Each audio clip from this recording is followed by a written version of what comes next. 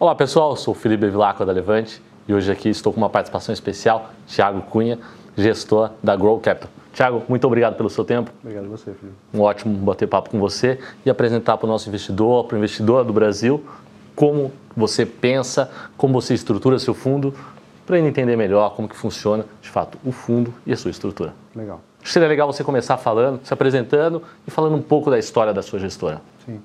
Bom, prazer.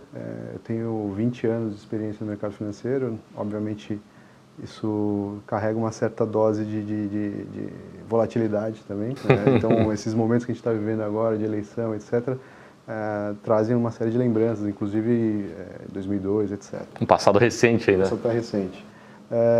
Bom, a Grow Capital ela tem um ano aproximadamente de história como voo solo, mas ela nasceu como projeto muito tempo atrás, há 6 anos atrás, porque todo o time que hoje está na Grow Capital, e esse ponto é muito importante, né? A gente sempre pensa como time, não como um gestor só que está por trás dos resultados.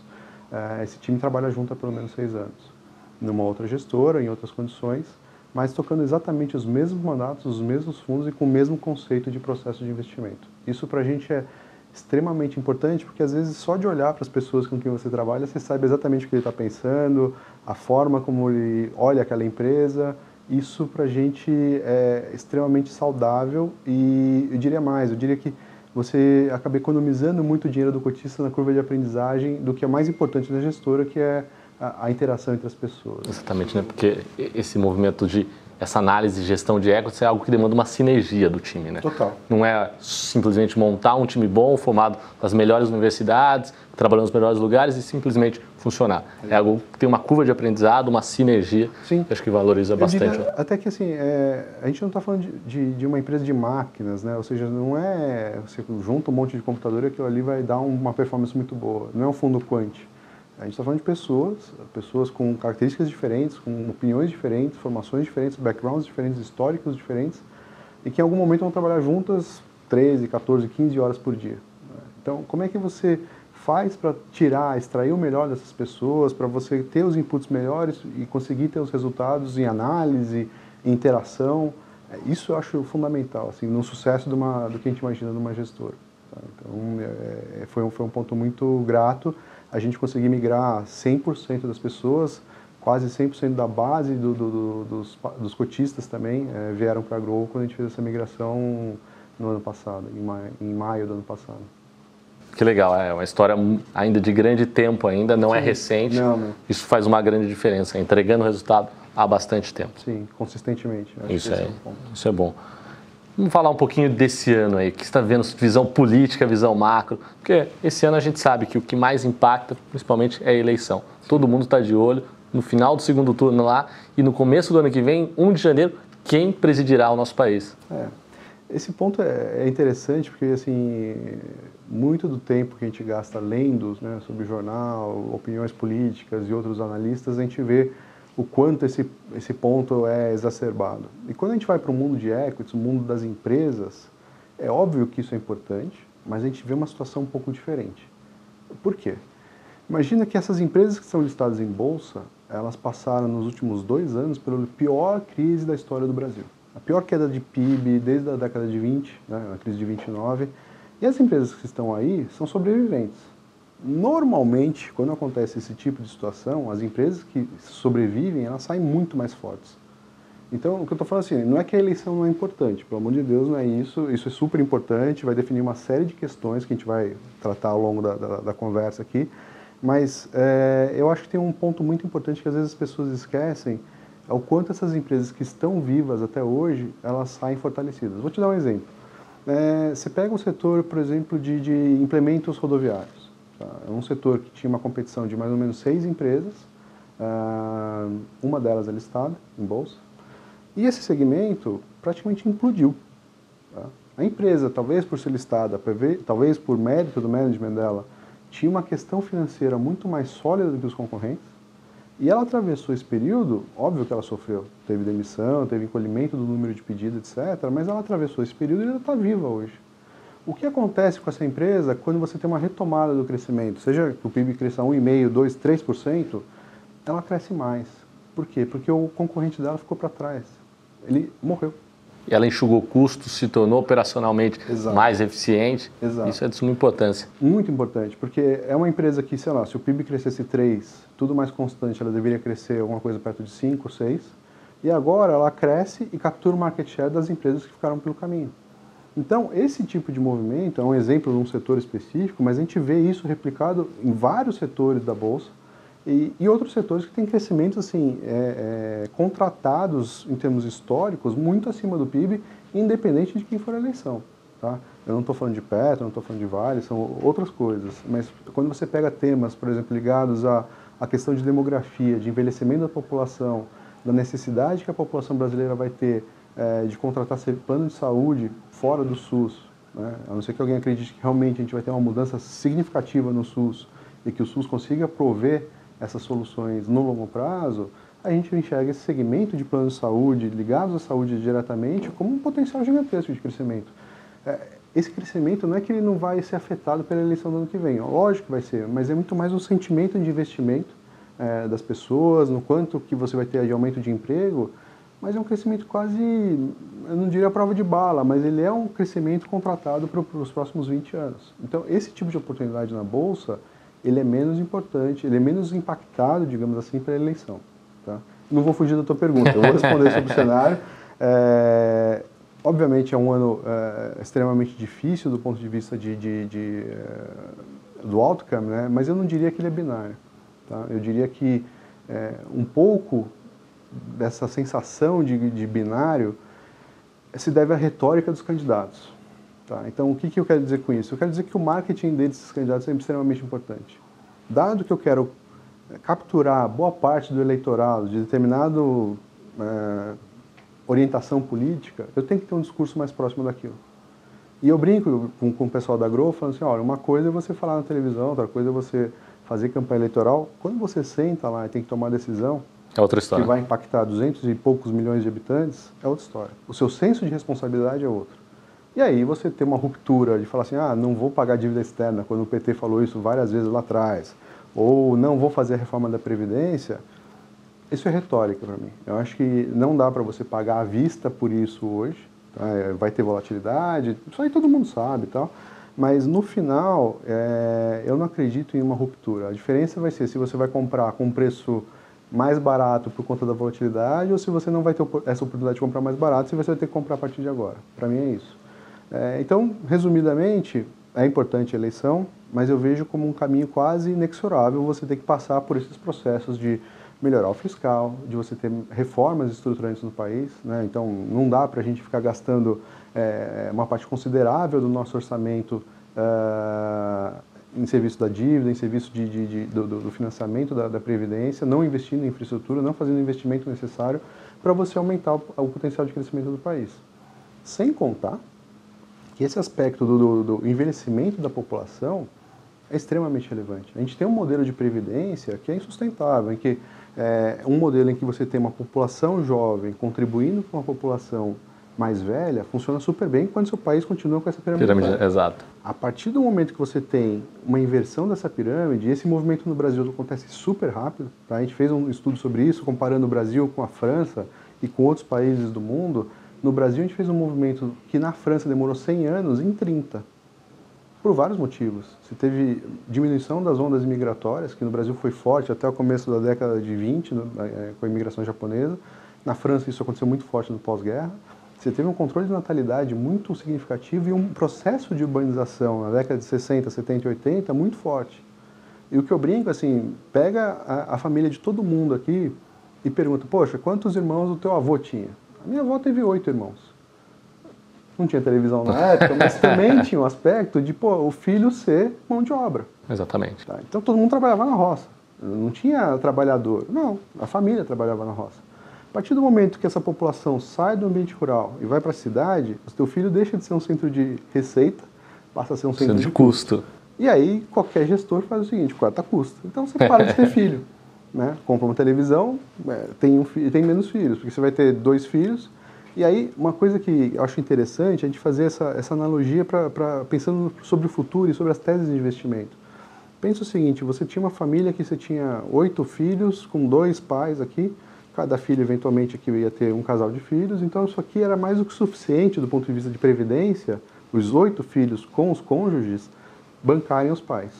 Hoje, esses 2 pais tiveram um filho. Esse filho vai se casar, eventualmente vai ter um outro filho. Esse casal aqui vai ter que cuidar de 4, né? Além do filho, os 2 seniors aqui da família.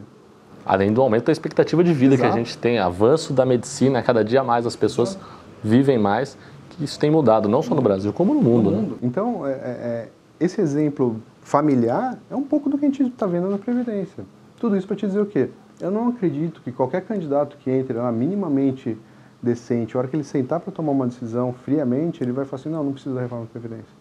Não existe isso. Acho que a gente pode destoar um pouquinho sobre como vai ser conduzido. Se vai mexer mais no regime próprio ou no regime público. Né?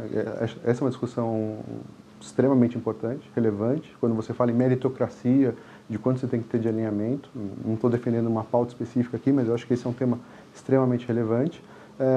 E a questão de idade mínima, como você bem disse, ele não tem a ver com você cercear ou tirar privilégios da população. Tem a ver com você alinhar a expectativa de vida. Poxa, a gente aumentou a expectativa de vida do Brasil em quase 20 anos, dependendo da região. E a correção que você teve na tabela de aposentadoria é praticamente 0. Ou seja, você está colocando as pessoas muito mais tempo sem produzir, tá? O que é impensável, né, em outros países, em outras economias, sem um mínimo de estrutura. Então, eu acho que essa discussão assim, vai acontecer inevitavelmente, independente de quem for o presidente. E esse processo de urbanização ainda é constante, ainda. A gente vê isso claramente, principalmente nas regiões norte e nordeste, todo mundo saindo do campo e vindo para a cidade. Ainda tem muito espaço para isso. Migração. Né? Apesar do que, se você for pegar o período de 2002, né, do governo do PT, quando a gente tinha o Nordeste crescendo a taxas chinesas de crescimento, muito disso se deveu ao poder de compra, né, que foi dado à população, de mais baixa renda, etc. E esse movimento arrefeceu. Então você pega o que teve de migração, né, para o Sudeste do Brasil na década de 80, 90, esse movimento praticamente se inverte depois dos anos 2000, muito por conta disso. O crescimento começou a acontecer em regiões onde as pessoas moravam. Elas não precisavam sair da região onde elas estavam para vir trabalhar em São Paulo, etc. Então, eu acho que esse é um movimento que, assim, se tem muito potencial para dar de crescimento no Brasil. Muito mais do que esses PIBs potenciais pífios que a gente tem visto por aí. Certo. Agora vamos falar dos seus fundos. Como que você monta a estrutura para ganhar com tudo isso que você me disse? A gente tem uma filosofia na Grow que é pensar muito sobre as teses de longo prazo. Né? Ou seja, é óbvio que sempre que existe uma oportunidade de curto prazo a gente tenta capturar isso também, mas a gente sabe que isso às vezes é insustentável. Por quê?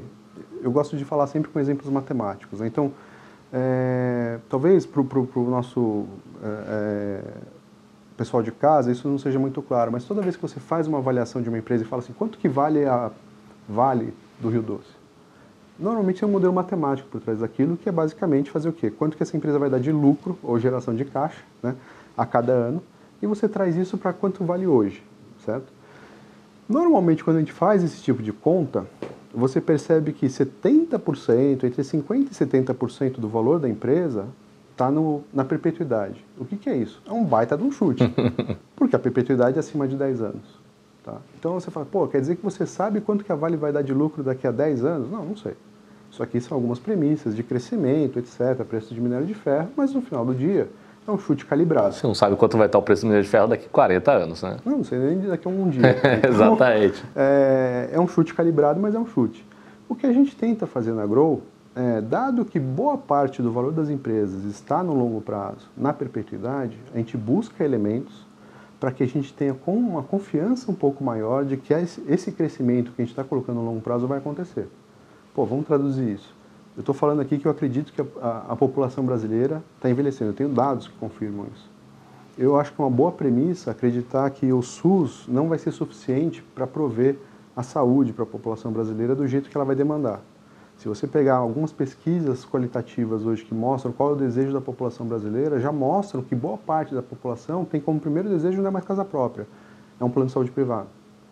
Isso é extremamente significativo. Se você for lembrar, da década de 80, primeiro era casa própria, depois teve o celular, TV de tela plana, Cara, hoje é um plano de saúde. Então, quando a gente olha para uma situação como essa, que você vê praticamente uma insolvência da prestação de serviço do Estado, com um aumento de demanda por envelhecimento da população, isso me dá conforto para olhar uma empresa de saúde, e aí depois a gente pode discutir sobre o setor, e ver que o crescimento projetado para ela no futuro tem algum lastro naquilo que eu estou observando do ponto de vista de teses de longo prazo. Isso vale para a saúde, envelhecimento da população, isso vale para hábitos de consumo.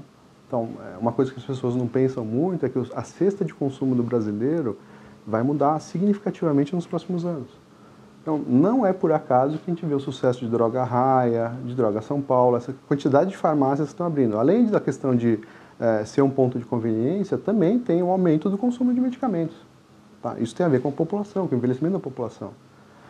Passa por questões ligadas até a coisas mais simples. Por exemplo, o Japão, em 2013, se eu não me engano, o consumo de fraldas geriátricas passou o consumo de fraldas infantis. Você fala assim, pô, quer dizer que isso... Cara, é uma mudança de hábito de consumo. Onde que pega isso? Celulose. Você pega em materiais químicos. A demanda de uma fralda geriátrica ela é muito maior em termos de material do que uma fralda infantil. E aí tem uma questão importante, que é uma questão cultural, né? Acho que nos países latinos, principalmente no Brasil, quando você fala, nossa, a fralda geriátrica está muito ligado à incapacidade, à falta de locomoção, etc. Enquanto no Japão, cara, não é isso. É uma mudança de hábito só.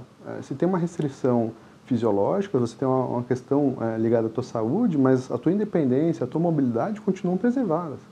Então, da mesma forma, a gente olha outras coisas, por exemplo, casas de repouso, né? Não tem nenhuma casa de repouso listada na bolsa. Mas a gente faz esse trabalho. Para quê? Para entender quais são os movimentos de longo prazo que a gente vai ver. E hoje eu te garanto que se você perguntar para qualquer brasileiro com mais de 30, 40 anos, quando você fala casa de repouso, dá um certo arrepio. Assim, é um negócio, não, isso aqui se eu levar no almoço de domingo vai dar briga. Só que quando a gente olha para o exterior e vê os exemplos de casas de repouso que a gente tem, é uma solução economicamente fantástica e viável. Por quê? Porque você está compartilhando o custo de uma solução médica, de uma solução de acompanhamento do idoso economicamente viável. Enquanto que no Brasil não é viável. Se você for pensar o quanto custa, por exemplo, um acompanhamento profissional, né, não estou nem falando de médico, basicamente enfermeira, 24 horas por dia, te garanto que não sai por menos de R$7.000 por mês. Poxa, se você colocar isso dentro de uma casa de repouso, em que a pessoa não precisa ficar 100% dedicada, será que não faz sentido? Será que não barateia o custo? Então, esse tipo de pensamento de longo prazo é onde a gente gosta de provocar e como a gente faz a gestão dos fundos da Grow.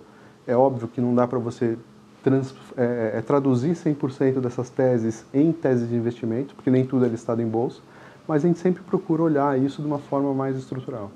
Bem legal. Atualmente você tem dois fundos, né? Um tradicional de ações, fundamentalista, de longo prazo, um pouquinho diferente que usa uma posição vendida. Você podia explicar para os nossos telespectadores como que você faz essa gestão, principalmente que é o long bias que a gente está falando não é tão comum para o mercado. Algumas pessoas ainda não entendem. Se você puder explicar como você estrutura, como escolhe as posições, principalmente as vendidas, acho que seria bem legal. Perfeito. Bom, o fundo long only, né, ele é basicamente a tradução disso que a gente estava conversando, ou seja, a gente pega essas teses de longo prazo, avaliação de empresa, onde a gente acha que tem algum valor que as pessoas ou o mercado não está enxergando da mesma forma, e a gente faz esses investimentos olhando um prazo de 2, 3 anos. É óbvio que você tem oportunidades de curto prazo, mas elas são muito menores dentro do patrimônio do fundo. Então a gente está falando de posições de 15%, 10%, que são aquelas principais do fundo. Posições menores, que são oportunísticas, que a gente chama, que é assim, olha, isso aqui tem alguma coisa aqui de resultado que vai acontecer nos próximos 3 meses, que a gente acha bom, vamos colocar aqui, mas isso é 2% do fundo, 3%, uma posição pequena. Tá? Então, o fundo long only, ele é um fundo que tem um histórico, na minha gestão desde 2012, tá? Muito consistente em termos de performance em relação aos concorrentes, e que tem essa característica de fazer investimentos em empresas olhando para o longo prazo. Esse é o principal mote da estrutura do fundo, e também algumas coisas oportunísticas embaixo. O fundo long bias, eu entendo que o público às vezes tem um pouquinho de dificuldade. Mas como assim você está vendido numa empresa que você não tem, né? Essa é a principal dificuldade. E aí eu acho que é importante a gente desmistificar um pouquinho e falar assim, nossa, esse pessoal é um especulador. Não se trata de especulação. Quando você avalia uma empresa, você pode achar que ela está barata ou ela está cara. Se ela está cara, Existem métodos financeiros para você assumir uma posição vendida naquela empresa, porque você acha que o preço da ação está muito acima daquilo que ele deveria valer no mercado. Então, você tem um risco também. Então, não é uma especulação, nossa, esse cara está especulando. Não. Tem uma chance de eu estar completamente errado, o preço dessa ação está extremamente barato e esse negócio subir muito de preço. E quando eu estou vendido, o negócio sobe, eu vou perder dinheiro. Né? O fundo vai perder dinheiro. Então, o long bias, ele pensa da mesma forma que o long only, mas com a liberdade de poder fazer posições vendidas. Eu não estou procurando aqui, olha, eu acho que vai cair essa ação porque vai sair, sei lá, uma delação XYZ, que esse papel está exposto. Não é isso. É uma estrutural mesmo. Exatamente. De longo Tanto prazo. Que, assim, no histórico nosso, a maior contribuição do fundo em 2014, 2015 foi uma posição short em Vale de 15%. Assim, a dificuldade é que às vezes essas questões ligadas ao emocional do brasileiro acontecem até nas empresas. As pessoas não gostam. Se você fala pro RI da empresa, se você fala pro CFO da empresa, olha, estou vendido no seu papel, caralho. Como assim? É uma ofensa. Exatamente. E não é propriamente isso, assim, é muito mais do que você... Não necessariamente a empresa tem um negócio ruim, uma operação ruim, às vezes ela simplesmente está cara, só o mercado precificou demais. Exato. Algo que não se realizou e se materializou. Um exemplo claro para mim é a Ultrapar hoje em dia. Você fala de Ultrapar, é uma baita empresa. Você pensa em Ultrapar, você fala, cara, é uma das empresas com melhor recorrência de lucros na história, os caras são redondinhos, uma execução premium, etc. Só que nos últimos anos, alguma coisa deu errado. Tá? E aí a gente também tem um questionamento sobre o longo prazo, que é a questão dos veículos elétricos, por exemplo. A gente lê muito sobre essas questões ligadas ao longo prazo, por mais que você não tenha a Tesla para comprar aqui no Brasil, você fala, poxa, será que uma empresa de postos de combustível não vai sofrer absolutamente nada, né, na entrada do veículo elétrico aqui no Brasil? Por mais que você entenda que o Brasil está bem atrás em relação a todas essas novas tecnologias, em algum momento isso vai acontecer. Então, como é que você pode pagar, sei lá, 20 vezes lucro de uma empresa de postos de combustível, se você não sabe se daqui a 10 anos o lucro dela vai cair 70% porque você tem carro elétrico na rua? Exatamente, como exemplo que você usou da perpetuidade. Né? Exatamente, esse é o principal problema. O negócio tem que ser perpétuo. Né? Mas eu não estou short em Ultrapar, tá só fazendo disclaimer aqui. A empresa não precisa ficar brava comigo também. Ótimo, ótimo. Hoje você está atualmente sendo distribuído por algumas plataformas, Sim. certo? Acho que esse advento das plataformas digitais possibilitou a gente ficar muito mais próximo do público de pessoa física. Acho que é um desafio para os gestores, inclusive, se aproximar e ter uma linguagem mais próxima daquilo que é o dia a dia das pessoas. Ninguém tem obrigação de entender o que é um múltiplo de PI, um múltiplo de... Não, isso aí é um resumo e a gente fez faculdade para entender justamente Exatamente, para fazer isso. Esse é o seu trabalho, de fato, Exato. Entender isso e poder fazer isso para as pessoas. Hoje, o trabalho de vocês é fantástico porque possibilita a gente se aproximar desse último cliente. E o desafio é exatamente tornar esse discurso técnico mais palatável para um público que não tem obrigação nenhuma. O meu médico não exige que eu saiba, poxa, todas as denominações de alguma doença que eu tenha. O trabalho dele é esse, ele vai me prescrever um medicamento. Por que eu, como gestor de fundos, vou obrigar meu médico a entender o que é um earnings growth ou um price to earnings ou coisa do tipo? Não precisa. Eu preciso explicar isso para ele de uma forma que ele entenda. Né? Então, acho que esse é um desafio bacana. Então, nesse sentido, as plataformas, a gente está buscando uma aproximação com os clientes pessoas físicas. Hoje a gente já tem a distribuição via Orma, também a plataforma White Label, que é a distribuição direta da Grow em parceria com a Orma, e a gente está abrindo com quase todos os distribuidores. Até o final do ano a gente acredita que quase todos vão estar disponíveis para a distribuição dos fundos da Grow. Que ótima notícia. Aplicação mínima, quanto que é? Hoje R$5.000. R$5.000. Os dois fundos, um fundo, o Grow Valor, que é o Long Only, ele já é para pessoa física, para investidor público em geral. E o outro fundo, Long Bias, a gente está terminando de fazer uma mudança no regulamento para possibilitar que ele seja público em geral também. E aí os dois vão ser R$5.000. Perfeito. Thiago, queria agradecer pela nossa ótima entrevista aqui, o ótimo papo. Muito obrigado. Eu que agradeço.